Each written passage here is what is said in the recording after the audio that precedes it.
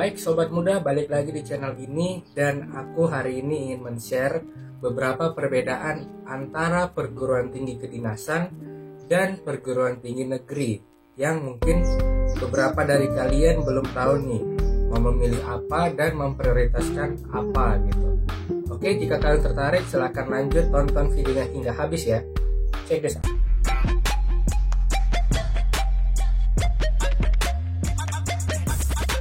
Nah, sebenarnya dalam melihat perbedaan antara kedua perguruan tinggi ini sangat jelas perbedaannya dari segi segmentasinya nih.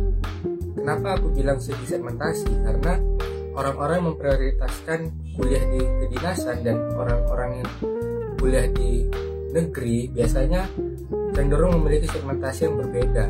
Salah satunya, orang yang memilih kedinasan lebih cenderung karena melihat prospek kerja yang lebih baik, karena secara tidak langsung kedinasan adalah suatu perguruan tinggi yang berafiliasi ke satu kementerian tertentu, yang artinya secara otomatis mereka akan mendapatkan prospek kerja yang lebih baik dan lebih cepat. Nah, hal ini membuat sebagian siswa itu lebih tertarik untuk memilih perguruan tinggi kedinasan dibandingkan dengan perguruan tinggi negeri. Namun yang menjadi masalah sekarang adalah untuk memasuki satu perguruan kedinasan tentu memiliki banyak saingan karena mayoritas siswa terfokus kepada satu kedinasan. Contohnya perguruan tinggi kedinasan yang sudah terkenal yaitu PKN STAN, IPDN, bahkan seperti STIS itu menjadi salah satu favorit bagi siswa-siswa yang ingin memasuki kedinasan. Nah, sebenarnya masing-masing perguruan tinggi itu memiliki keuntungannya tersendiri.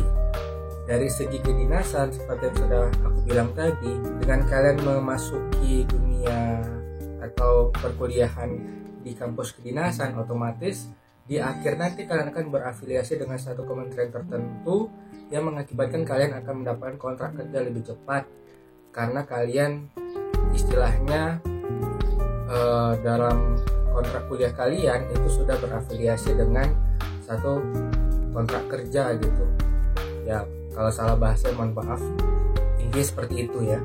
Dan kalau kalian memilih perguruan tinggi negeri, sudah pasti keuntungan yang paling kalian dapatkan adalah beragamnya pilihan jurusan di perguruan tinggi negeri. Nah, kenapa aku bilang beragam? Karena secara fakta perguruan tinggi negeri menawarkan lebih banyak pilihan jurusan dibandingkan dengan perguruan tinggi kedinasan.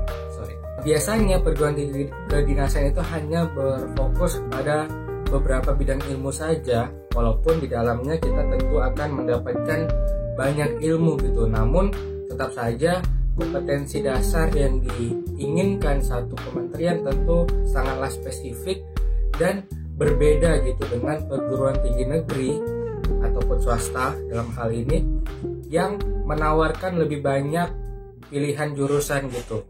Nah, jadi apabila kalian ibaratnya memiliki minat atau jurusan yang tidak dapat diakomodir di suatu perguruan kedinasan, ada baiknya kalian lebih menyesuaikan gitu dengan kebutuhan yang ingin kalian capai di satu perguruan tinggi gitu.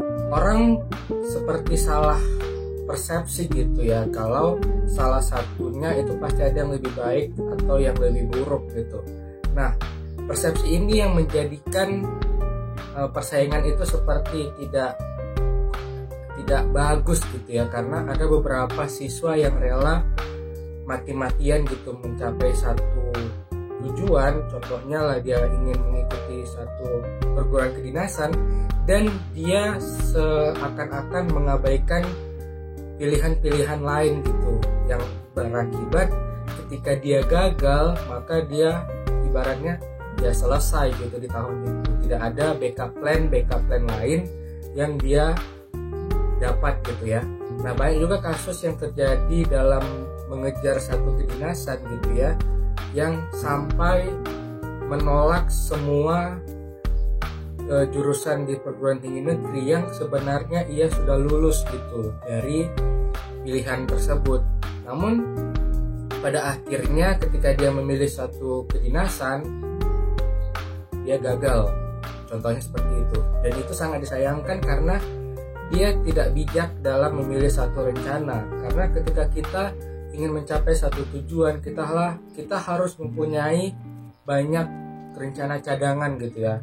Dan ini pesanku juga untuk kalian, ketika kalian ingin mencapai satu tujuan gitu, contohlah ingin masuk perguruan tinggi favorit seperti UI, UGM atau ITB gitu yang di negeri, dan ataupun ingin masuk kedinasan seperti STAN atau IPDN, kalian juga harus memiliki rencana cadangan yang kalian pakai atau kalian punya gitu, supaya ketika hal-hal yang tidak diinginkan itu terjadi, kalian memiliki backup yang bisa setidaknya menaikkan motivasi kalian.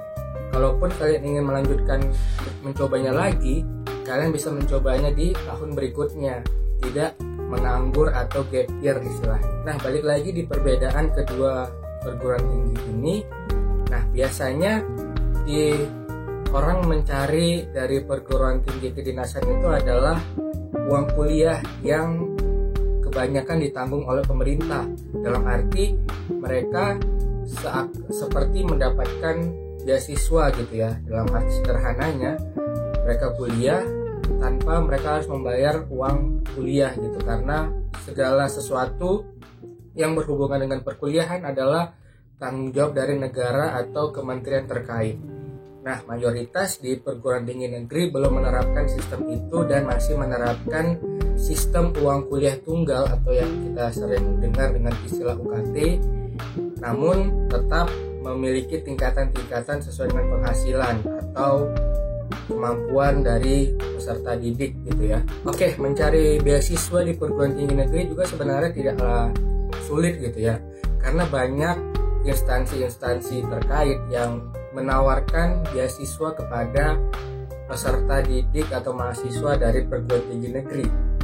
Jadi kalau kalian nih misalkan kesulitan gitu dalam segi ekonomi, namun kalian tidak mempunyai minat khusus gitu di perguruan tinggi kedinasan, kalian tidak perlu memaksakan gitu ya. Kalian juga bisa mengambil bidik misi di perguruan tinggi negeri, yaitu adalah beasiswa yang ditawarkan oleh pemerintah kepada mahasiswa, calon-calon mahasiswa yang ibaratnya kebutuhan atau penghasilannya tidak mampu gitu dalam mengakomodir perkuliahan.